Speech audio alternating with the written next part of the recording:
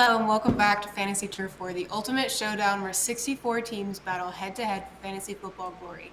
This is episode 46, and I'm your host, Lauren, and with me are Matt Ane and Corey Bassett. Matt, please introduce yourself. Hey guys, how's it going? My name is Matt. I am your stats guy. It's going to be a great show. Unfortunately, a lot of injuries to talk about, but we got replacements. Corey? What's up, everybody?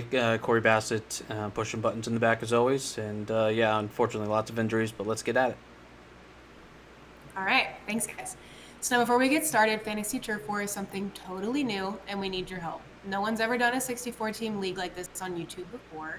So if you want to keep at it, help us by hitting the subscribe button like you're committing to a serious relationship. But don't worry, we'll take things slow. Just weekly updates and lots of fantasy trash talk. And ring that notification bell like it's your phone blowing up after a terrible, terrible date. But please don't ghost us. We have a goal for us to hit 100 subscribers by October 1st. We have a massive contest coming, but we can't start until we've met our goal. So the grand prize, not the only prize, includes a Beckett certified autograph, full-sized Christian McCaffrey helmet, and we are 22 people away from our goal.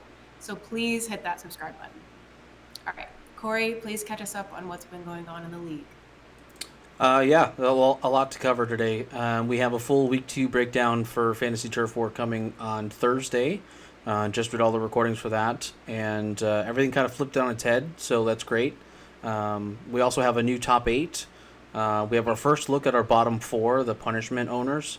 And this week we're covering our division name reveals and trophy reveals. So exciting stuff. And then speaking of trophy reveals, if you haven't seen it yet, we showed off the first of its kind custom Legend Championship ring, which was made in partnership with our friends over at Trophy Smack.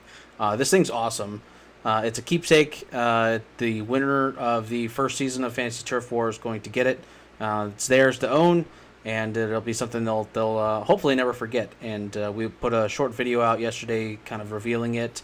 And if you haven't seen it yet, go check it out. And the best part about these rings is that you can buy your own custom ring, whether it's for your own fantasy league or your own special occasion. If you go over to Trophy Smacks, you can click on the ring section and create one yourself. But a huge shout out to Trophy Smack for helping us make this and bringing us up to legendary status. And then just a quick reminder, all of our content is available on Spotify, Amazon, Apple, Podbean. You pretty much you name it, it's there in both audio and video format, so you can take us wherever you want to go. And then this episode will be up in the morning. So back to you, Lauren.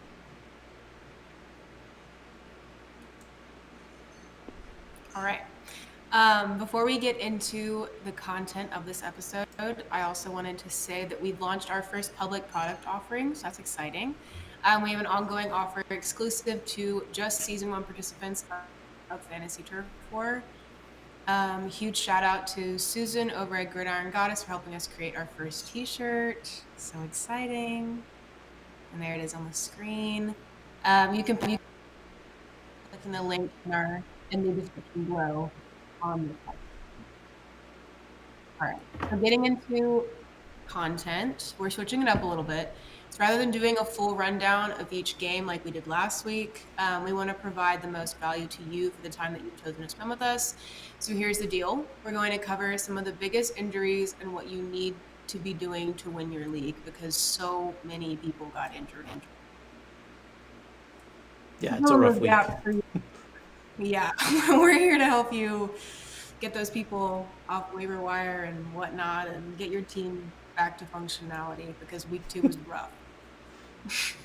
Unless you had a bad draft and you drafted all the backups to begin with, in which case you're sitting good. Mm-hmm. Unlike most of us, yes.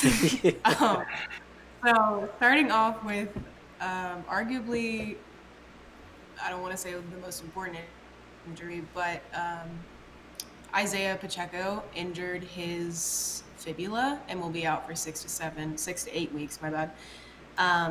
Place on IR. He's one of my draft picks, so I'm struggling with this one. Does anybody have any words on this? You have him on a fantasy team? I mean, it's definitely rough. You picked him probably, end of the second, maybe at the end, beginning of the second, end of the first.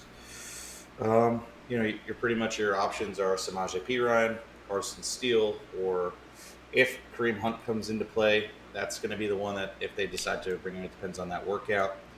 Um, Probably targeting Perine at the moment as the direct replacement. He was able to handle things in Denver when Javonte Williams couldn't really live up to things. He caught the ball at 50 receptions, had about 500 yards.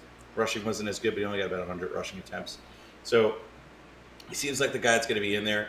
Carson Steele, I'm not like too familiar with, but they have him listed higher on the depth chart, which is something that kind of just, of course, throws a monkey wrench into the whole who should I prioritize on the waiver wire.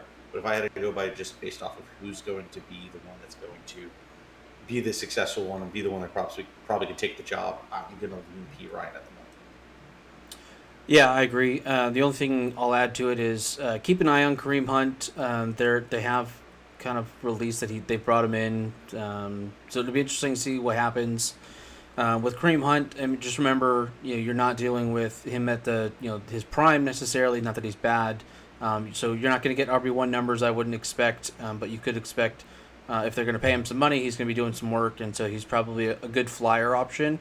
Just keep an eye out as to what they're actually doing with him to see if he's worth picking up, or if you already have some folks that are in the dumpster, might be worth stashing just in case.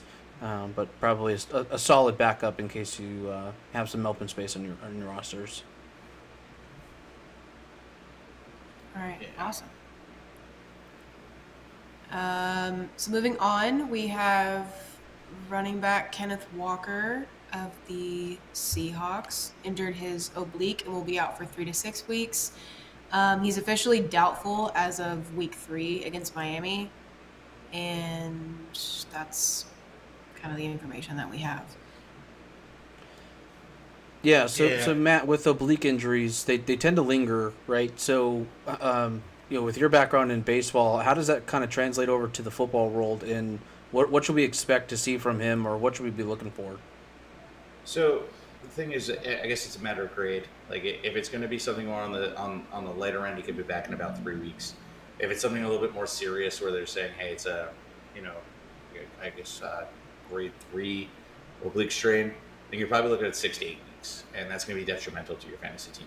Yes, you got him as your, in most cases, your RB2 if you were smart. If he's your RB1, and you kind of went like a receiver, you're in a rough spot, but at least you have your top end talent. You can kind of replace this. Zach Charbonnet is the guy that you're going to want to target. Charbonnet is an excellent option for you on fantasy waivers if he's out there. Percentage owned is a little bit all over the place, just based off of what platform you're playing on. But ultimately, he's good. He could step in, had a great college career. Honestly, if he went to any other team, we'd probably be talking about Charbonnet as somebody we'd be drafting everywhere. Dude has hands. He can catch the ball. He actually runs really nice and mean. I don't know how that falls into being the same expression, but he runs really good, and he's a really mean runner. That's really what I wanted to say. But ultimately, Charbonnet actually does post some upside. And now that he has the control of the full backfield, let's hope that he can take advantage of the opportunity and kind of become a stalwart for fantasy off the waiver wires. Yeah, it could be a good indicator for his future, for sure.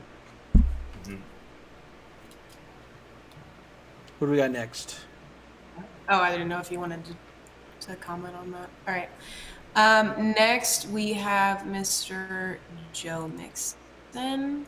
Sadly, love this man. He had a right ankle. Sorry, I'm so sorry. My speech just messed up there. Right high ankle sprain. The severity is currently to be determined. I'll read you what we have in front of me. Mixon got rolled up on during Sunday night's win over Chicago during a high drop tackle. His right leg got pinned under the defender, causing a right ankle injury. Exited the locker room briefly and returned with his ankle heavily taped in the third quarter. Despite the return to the field, Mixon was largely ineffective with his opportunities. As of this writing, the specifics of the severity of the injury are not known, but D'Amico Ryans called Mixon week to week. So for now, consider Mixon questionable at best for week 3. Worth noting, Dameon Pierce missed week 2 as well with a hamstring injury. So the Texans' backfield could be very thin heading into week 3, with Cam Akers set to be the de facto starter if Mixon and or Pierce cannot start. It's ugly. It's really ugly. But Cam Akers, if we remember what that situation was when he, pretty much got traded like after like 2 weeks of base football, and couldn't do anything. I don't think he's going to be effective at all. So this is kind of like a dead backfield. But for me, it's positive because usually they kind of come out right out and say, "Hey, this is a high ankle sprain. He's going to miss anywhere from 3 days to 6 weeks." So they're saying it's the matter of severity. So right now, I guess it's going to be a matter of pain tolerance. I could totally see him missing this week and then being back for next week, which would be best case scenario versus trying to roll him out here and being conservative. I mean, being a little Russian, but I mean, honestly, you got to look at it like he's their guy they paid the most. They have a passing offense. They can get the job done without him. I have a feeling they'll rest him, be conservative, and then get him back and healthy for the rest of the season. So I think Joe Mixon won't miss max. Yeah, I think you hit it right on. And I watched the injury as it happened, and it's pretty gnarly. It was a hip drop tackles, which is it was not called. Should have been called. Didn't look good for his ankle, but at least he returned to the game. Yeah, and like Matt was saying, you've got Fields, and so you've got a passing offense, which doesn't really belong in Chicago, but that's the whole nother argument. And there's no reason to necessarily rush him back as long as Cam Akers is semi-productive. And so as long as that's working out for him, there's really no reason. But if you own Mixon, high ankle sprain is one of those injuries that tends to linger like the entire season. So definitely going to have to keep an eye on him every single week, which sucks, but that's how that goes. I agree. Yeah, he just seems like I've had him on a team before, and he seems very much, when Matt was saying playing through injury, he seems like the kind of athlete to do that. I really hope he doesn't. Please stay as long as you need to, Joe Mixon. But yeah, I don't really have anything more to say on that. That's good. So moving on, we have one of the biggest injuries, in my opinion, this past weekend was Mr. Deebo Samuel, 49ers. He sprained his calf. He is out for 2 weeks. Doing research behind this, I found that he had doubtful for the Rams next week, or this Sunday. Could be placed on IR. It's not fully determined yet. We've seen calf strains on this team, so this is nothing new. Christian McCaffrey is currently going through this. This is unfortunate, but this is kind of what we called on this team, that this was going to happen. They were going to have injuries. They tend to have injuries, and it tends to be the same person, and then it costs one every year. Hoping that, obviously, it's good. And he should return. He should be out the entire season, that's what I've read. But as of his replacement, I've seen people talking about Juan Jennings. I don't know too much about Jennings aside from his college career, but if anyone has any comments on that. Yeah, I mean, he's always hurt. It's always a soft tissue. He always misses a couple weeks. This is the MO. I'm just kind of glad it's earlier in the game than later in the game, so I'll have him for the playoffs. There's no real receiver that I'm going to say is going to step in and do it. If anything, if you're an Ayuk owner or if you're a Kittle owner, luckily Kittle actually panned out to be okay, and it was just cramping. They're going to be the ones that are really going to benefit from this. Greg Jennings is maybe a possible deep league. I mean, Juwan Jennings, I apologize, is a deep league play. Maybe if he kind of pulls out and now is able to take that up because you saw what he did in week 1. Maybe he's the one that kind of can take a little bit off the edge. But other than that, I mean, nothing really that's fantasy relevant for me. Yeah, so the way I looked at it was like you were saying, it's not so much of a in this event, how do I replace the value? It's the kind of the value of everyone else currently producing is going to go up, but I don't think anyone's going to step in and save the position kind of thing. So if you already have Mason, or if you already have Kittle, you're feeling good that Deebo's out with an injury and CMC's out with an injury, but I don't know if there's necessarily somewhere to like go chase on the waiver wire that's going to solve the problem. I just think that you have a more solid floor with the people that you already have. Mm-hmm. All right. Moving on. Okay, so our next one is Mr. Justin Jefferson. He had a right quad contusion, so he is currently day to day. Let me read his little paragraph. Jefferson got his right quad impacted by 49er star linebacker back, which forced him to leave the game early with a quad contusion. These quadricep contusions generally heal within a week, so long as a mile during the week if possible. He'll miss time or is limited practice. He's got a good chance of playing this week. If for some reason he can't play next week, he'd be shocked. He hasn't played it before. It doesn't seem like it's like too big of an injury, but it's definitely something to pay attention to, considering his star power.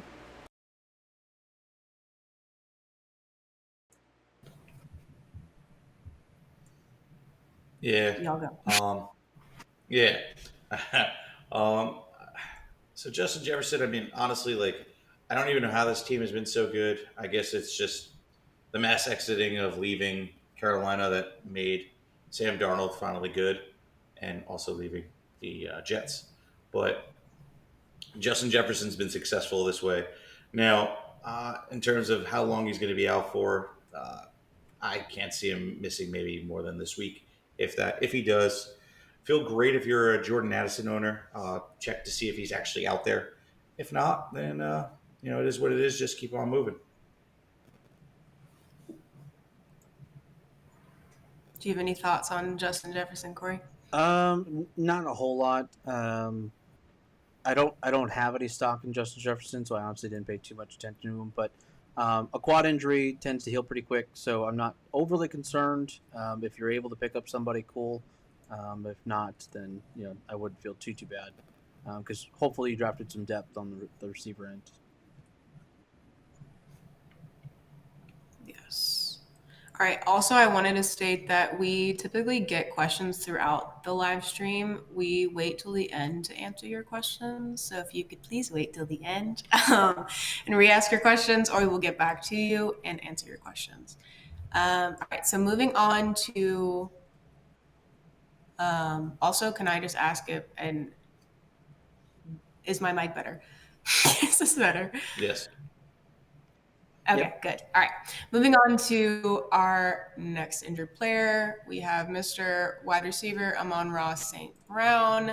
This one's a little weird to me because we don't exactly know what's going on. He has undisclosed lower body injuries and is day to day, is what we have been told.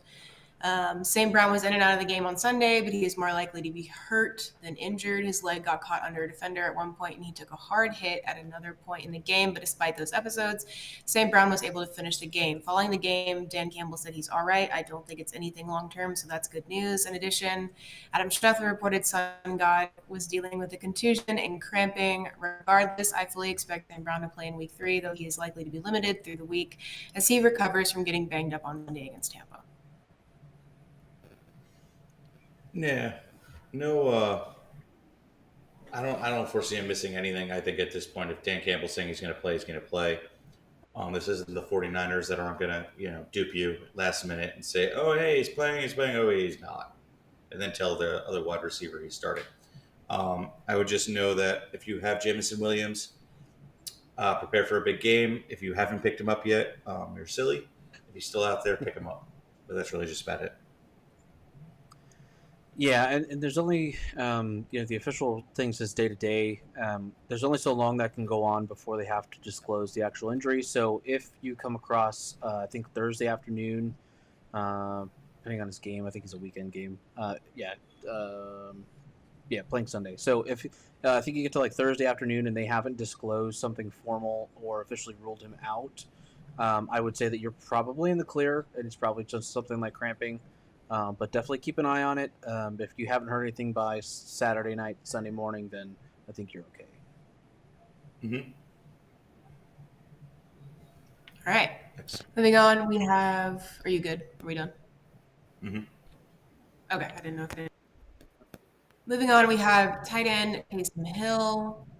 He has a chest injury and he's currently questionable for week 3. So Taysom Hill suffered an undisclosed chest injury on Sunday against Dallas and was actually taken to a local hospital for further evaluation. Fortunately, he was cleared and returned to New Orleans with the team. There hasn't been much reporting on this injury, so be sure to monitor the Saints injury report ahead of their week 3 matchup with the Eagles. Yeah, I mean, Hill hasn't done much anyway for fantasy. I picked him up just for fun. He's a Swiss Army knife, literally, because he's the only one in there that plays multiple positions in football. Period. Um, yeah, I mean, he's pretty much just like at this point. If you have him, drop him. If you don't, then don't worry about it. Yeah, I kind of highlighted this one as if I own him, I now have the excuse I was looking for to get rid of him.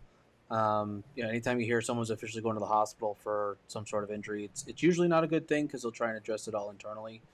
So the idea that he actually went to a hospital to get checked out is not a good sign.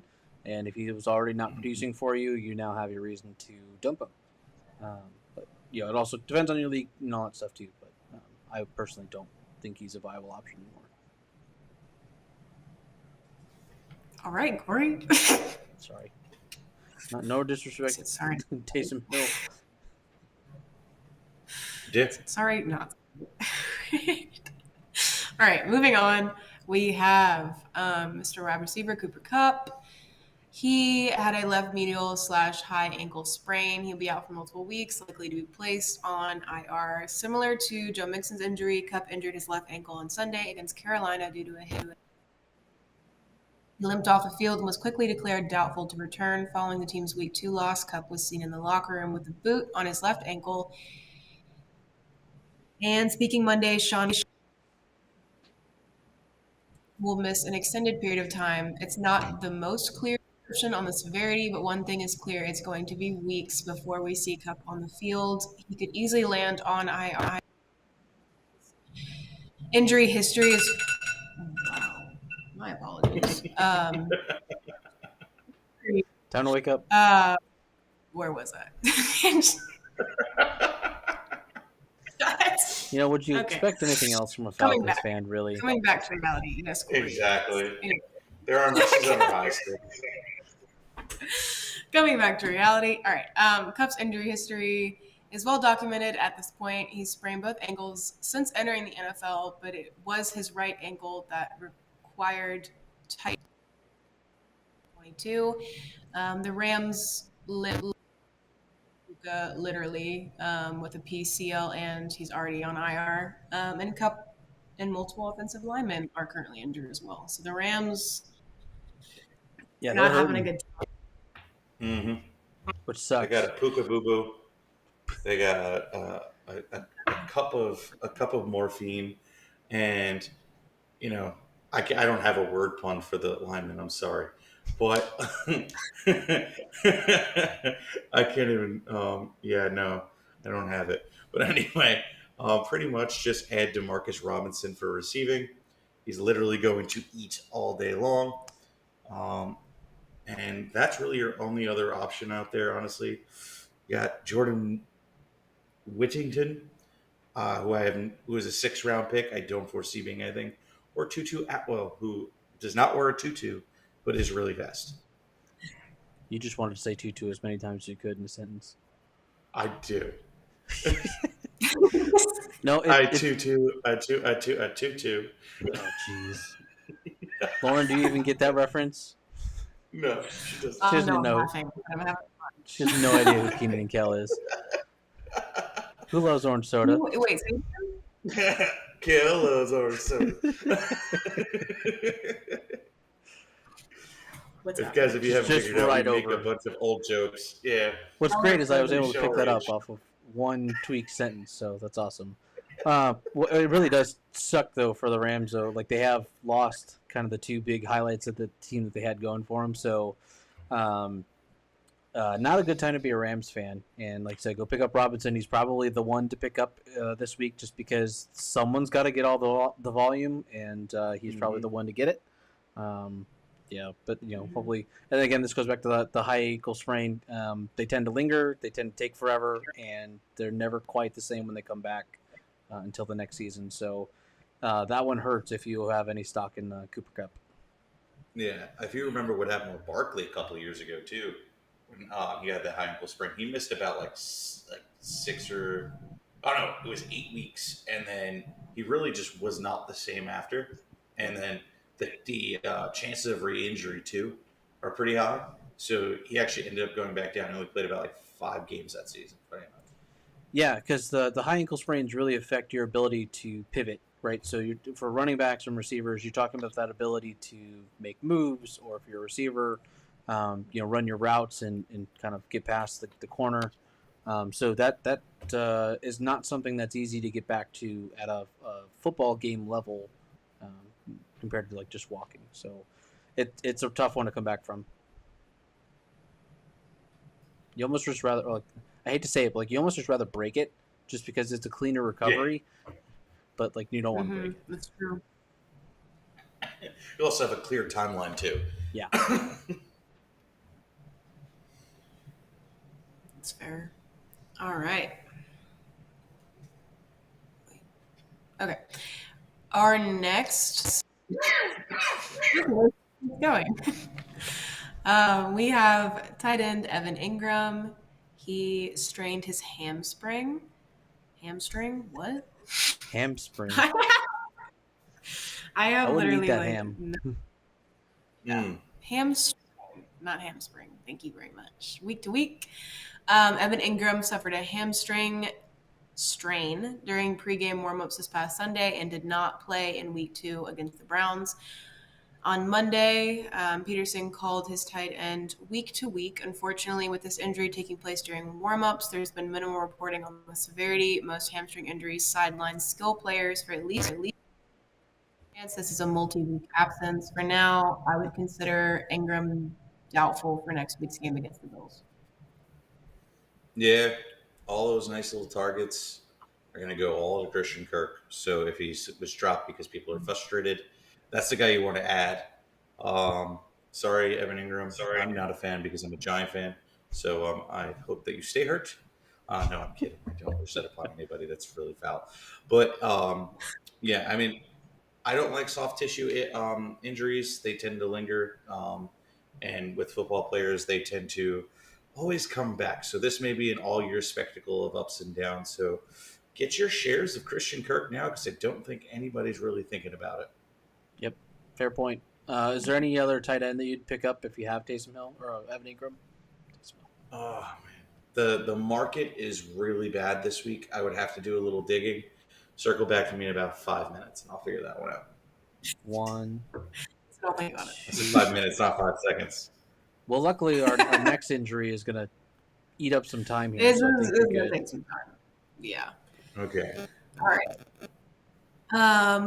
So our next injury, arguably probably the most disheartening one that happened, in my opinion, this past weekend, was Tua getting hurt.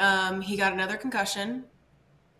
He'll be out multiple weeks. I'll read. Tua unfortunately suffered his 3rd documented concussion going back to 2022 when the Bills and Dolphins played last Thursday night. Obviously, Tua's injury history is well documented, and the research shows are more likely to suffer a future concussion and take longer to recover from subsequent head trauma. The Dolphins will be without their quarterback in week 3 at a minimum, and it's very likely he sits out for week 4 and 5 as well. They've got their bye in week 6, so it's possible that Tua could return in week 7, but for now it's a wait and see on Tua. Skylar Thompson will start until Tua is ready to return. Expect the Dolphins medical staff to take extreme caution with their franchise quarterback, who came out over the weekend and expressed his desire to keep playing football in 2024. Yeah, so question number 1 for the group, and we'll do kind of like a roundabout polling, right? Do you think he calls it? No. Is he going to retire? I don't think so. I don't think he wants to. I think everybody around him is telling him to, because technically his safety, after 3 concussions, I mean, I've never done research on concussions, and I'm not a doctor, but I don't think you come back after your third or fourth. I think it's your own mental, and something's definitely going to happen later down the road that I think in this process, in these next 4 to 5 weeks that he has not playing, he's really going to have to think about his health and his Yeah, future. yeah, completely agree with everything you're saying. Oh, don't you feel like we're watching Varsity Blues? That I do. Or better, yes, or better yet, not another teen movie. Like I feel like what they should do, like they did in not another teen movie, is throw it up on the scoreboard of how many concussions Tua has left until he drops dead. Because that's essentially what we're going to watch right now. Is this man drop dead? But the thing is, he just signed that mega contract, and I think he still has a little bit more guaranteed money. So if he retires and they clear him medically to play football, he kind of has to play in order to get paid. Yep. So this may be his last contract. Maybe he retires after the last year of guaranteed money. But I think he's back out there. That's good for fantasy. I feel really terrible for the man. This is a really serious issue. Yeah, it was really really concerning. And I think the second I saw the injury, I texted you guys and like, oh man, he's down and it's not looking good. He had gone into the fencing posturing, and it's I'm not a medical person either, but it's where like the body is like involuntarily moving, and you see it with his hands kind of going wonky. It's not a good thing to watch. You knew something was wrong, and then he was down for a while. Like the only good silver lining there was that he was able to walk off the field on his own, albeit he was not walking very well. He was kind of all over the place, and then you see him limping on the sidelines, and so it is not good. There's a whole lot of conversations that he's got to have, which all probably pertain around his safety and his family. He's got wife and kids now, and so that's got to be a factor in there of like, what do we do? And then, like you said, the financial aspect that goes back to taking care of your family. And like I think he's got like $128 million, something like that, guaranteed if he beats his obligations. And if he's medically retired, then he gets all of it. If he's medically cleared, then he's got to play to get it. So I think you're right, Matt. He'll probably play until someone tells him he can't, and then when he's able to make that decision, he'll probably move that timeline to that. So hopefully, his recovery goes well, and we'll keep an eye on it day to day, I guess week to week. I would not expect him before week 6. I think their bye week is probably the indicator of whether he's coming back or not. Yeah. My guy did come up and looked at everybody and probably said, I am Batman. Because he has no idea that he's Tua Tagovailoa. So yeah, it was not good. And I'm sure this made all the media rounds too, right? He didn't do himself any favors. Like, you don't want to knock on the guy, but like he did lead with his head straight into a guy's body, and like that's not going to end up well. So like there's probably some lesson to be learned there of like slide. Yeah. I mean, everybody's saying slide. He should have slide. But at the same time, like, here's the difference, though, right? He extended the play to go get the first down. If they didn't get the first down, it was over, right? So, like, from a football standpoint and from a fan standpoint, if he didn't slide, they'd be like, oh, why didn't he, kind of dive to go get the ball, try and get the first down? And since he didn't slide, now they're like, okay, you're an idiot. You risked your health. So it was a lose-lose, double-edged sword for him. Like, I feel for him. Like, the football instincts is let's go get the first down. That's what I'm here for. I'm going to go play football.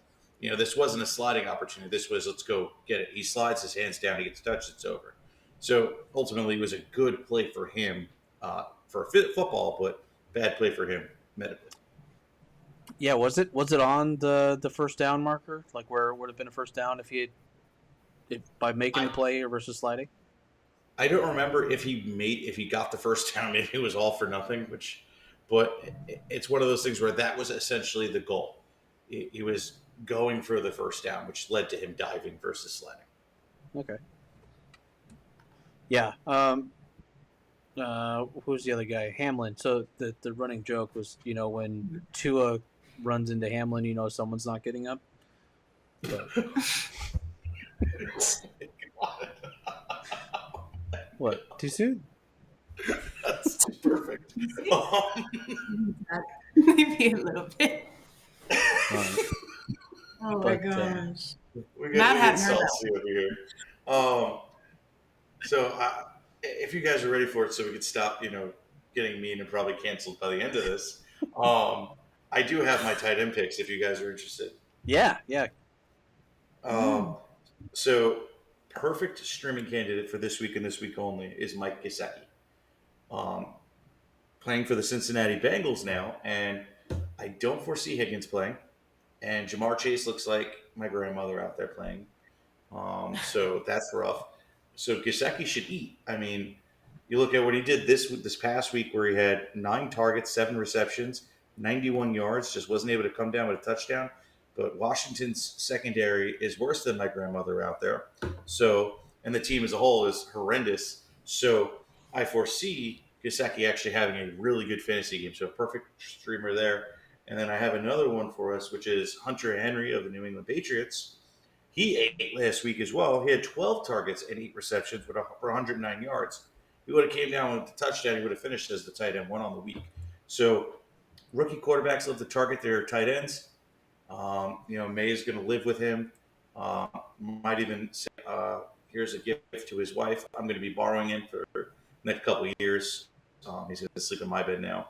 It's going to get real weird over there in New England. But honestly, Hunter Henry has been good in the past. I think he's going to be good this week as well. Sorry, my jokes. So now that you said that, you should avoid it at all costs.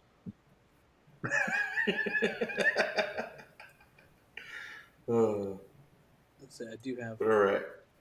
So we have what? We have one more to cover, and then we'll get to some of the audience questions. Mm-hmm. Yes. All right. We have. Sorry. Running back. I'm going to apologize if I mispronounce this name. Tajay Spears. Spears? Okay. Not like Tarjay. Like we're not going to Target, but it's Tajay. Tajay. All right. Got it. That was good. Thanks. So Spears sprained his ankle and is questionable for week 3. He is currently the Titans running back 2, left week 2 early with an ankle injury and did not return. Fortunately, on Monday, head coach Brian Callahan expressed optimism on Spears' availability next week. Minor ankle sprain. Look for Spears to appear on the Titans' week 3 injury report, as he is likely to have his reps limited, but as of now, he is not in danger of missing week 3. Yeah. I look at him like, okay, he's the backup for Tony Pollard. If anything, if he doesn't play, Tony Pollard's getting like 25 carries. It's going to be real fun. Tajay Spears is a great running back, but he's going to be clogged up by Pollard, and Pollard stole that job wholeheartedly. So, just keep an eye out, and then he's only relevant if Pollard really goes down. Yeah, and if you're in a deeper league, this would be a situation where you start to replace your depth and fill up your backfield or your bench now because it's a problem. In the event that something happens to Pollard, you want to be prepared, and so that's probably where most of the bang of the buck comes in for him, is to just kind of prepare yourself in case he becomes the Pollard gets injured, and now you have a handcuff situation. So take care of that now. Mm-hmm. All right. So let's do some audience work. So one, we do have questions. You guys both lost this week. All right. So I'm gonna start this off. The guy that isn't playing in the tournament. The guy who doesn't have to play it, so I can talk all the shit. You're gonna make fun of us? I will also shamelessly plug ourselves, because our Marvin Harrison Kyler Murray fight short clip went viral, semi-viral. I don't know what viral really means anymore, but after that he went 4 for 130 and 2 touchdowns. So maybe they sorted it out because of what they watched. Oh man, as they should. That's great. Could be the only reason that happened is. It's going to make a mockery out of us. Got it. Yeah. Right. All right. So first audience question is: do we think Jamar Chase turns it up? They're in panic mode because they can't trade him for what they want. I think this isn't that question. So, I mean, we Well, all I'm got to very factor in Jamar Chase really hasn't practiced. He's been sitting on that bike for 5 weeks, saying, "Hey, I'm here, guys. You can't find me. I'm here. Can't find me." It's like the kid saying, "Ha, can't touch me, can't tag Oh, me." jeez. But you know that kid. But you know, now he's back to playing. It's going to take a couple weeks. He's making silly mistakes. He's even causing problems for the Bengals on the field. If you watch that last game, he was being way too much. Joe Burrow literally had to grab him and manhandle that little child and said, "Yo, calm down." So essentially, Jamar Chase will get better. I mean, he's going to be just fine. He just has to get a little bit more acclimated and get back into football mode. So I say it's probably another week before he really gets going. It's going to suck, but I'll tell you this: last year I won my league, and I started off 1-5, and then I won every single game because I stayed patient. I hit the waiver wires. I was patient with certain players, and it all kind of came together. So don't give up, and don't feel like you need to just sell because you need to get a value for a player either. If it's not the right value, don't move on. So no, I'm not trying to trade him. I'm starting him every week because I kind of have to. And you know, you could start 1-5. You could even start 0-5 because we have an extra week now where you can turn this around and win your whole league. It doesn't matter. It's just a matter of getting to the playoffs. Yep. So don't give up. Yeah, it's a great point. I have gone 0-4 to start the season, and I ended up winning. So yeah, like you said, don't give up on that. And then I also kind of work with the philosophy of I try not to burn the bridge with people I draft decently high, like Jamar Chase. I try not to burn that bridge within the first 2 to 3 weeks. So give him some time, let him get back to football shape and usual. I agree. The shenanigans stuff is probably just too much. But from a business standpoint, we're talking about him more than we probably would have if he was just being nice. So there's that, and probably sells more jerseys that way. So it is what it is. Hopefully, he's just more fantasy relevant for us as owners going forward. But yeah, Lauren, do you have Jamar Chase in any of your leagues? I don't. I think he's a prima donna, and I didn't draft him for a reason.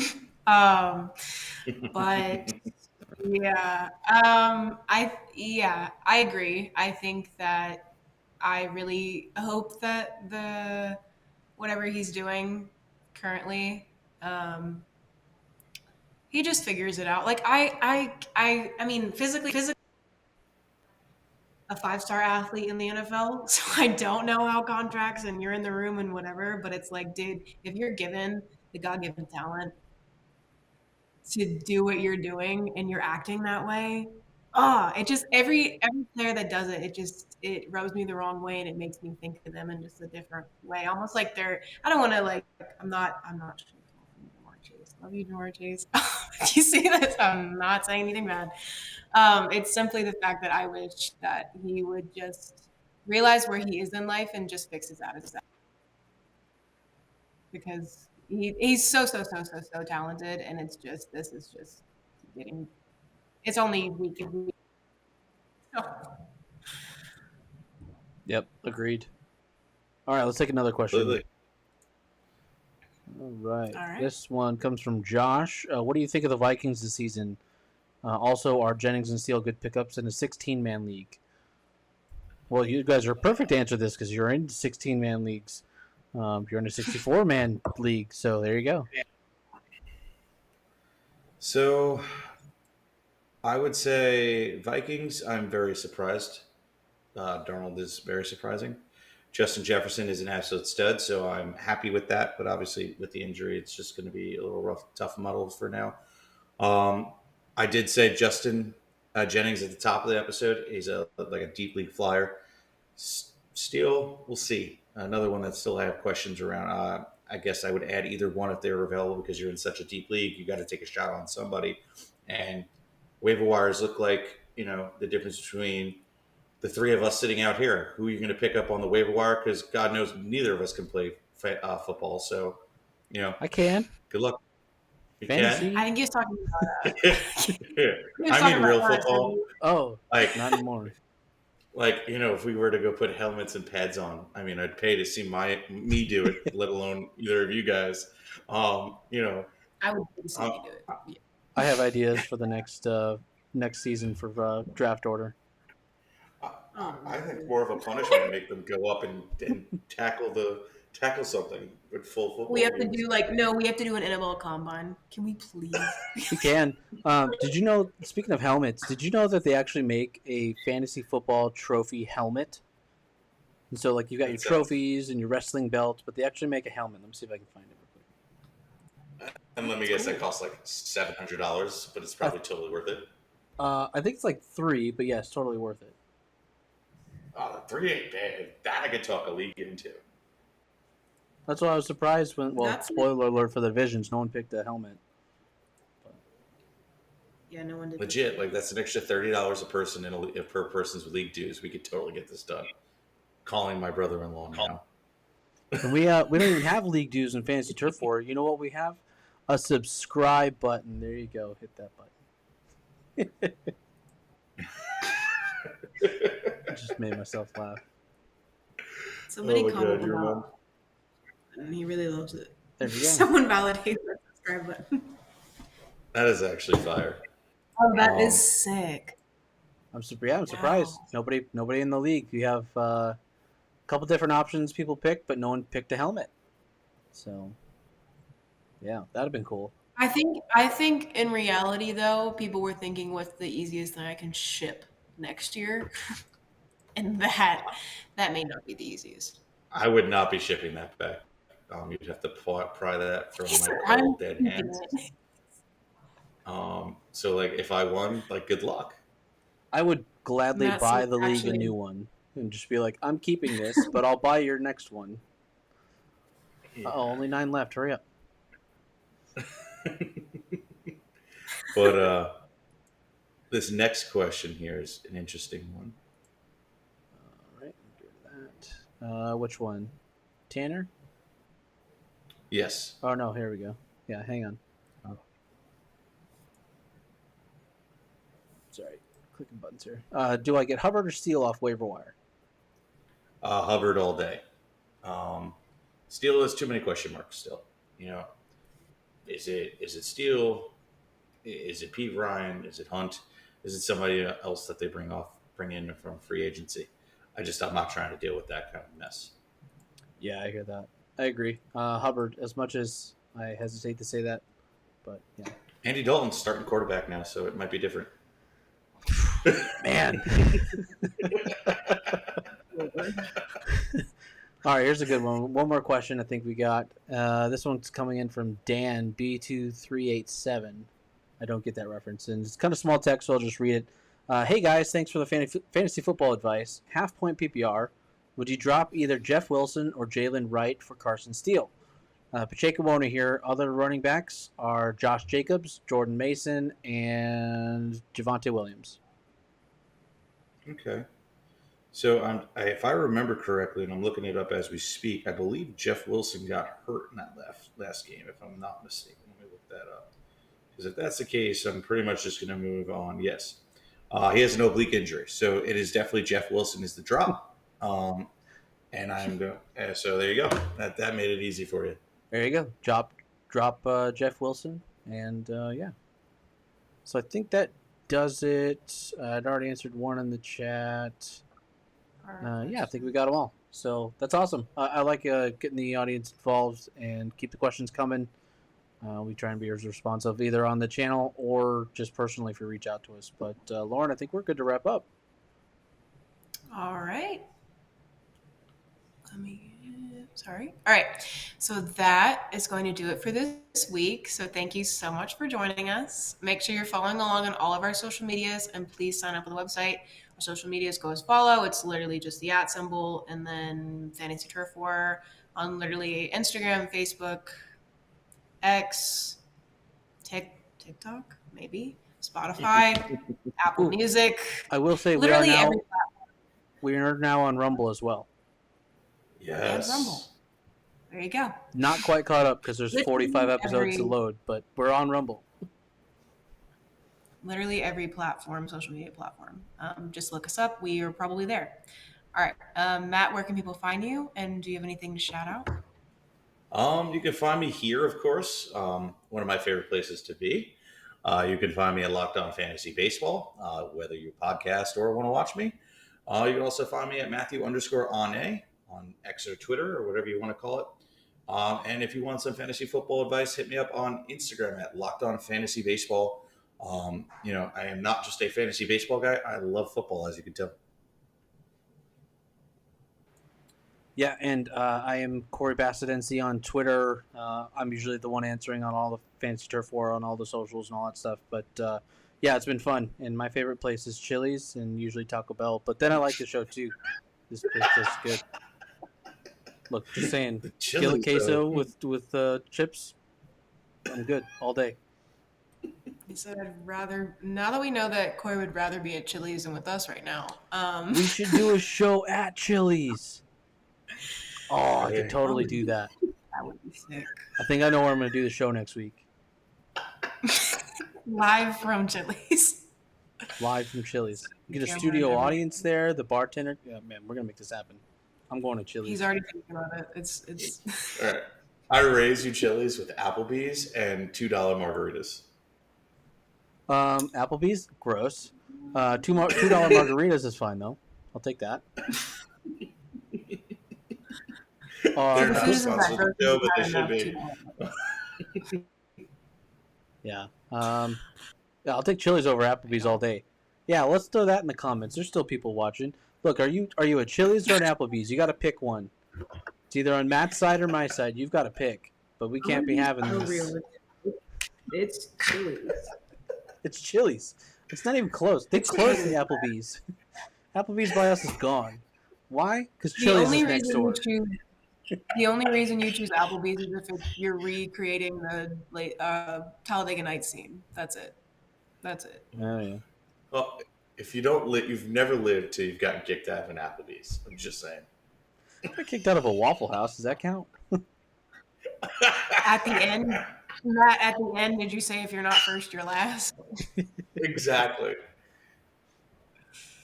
And Applebee's on a date anyway, night. Guys. All right. Look, we don't have to fight. You know, there's so much division in this world. Let's just go to both. Like, we'll do one for lunch, the other one for dinner. We'll be all right. Although, again, they did close the Applebee's by me, so I can't go there. So. I'm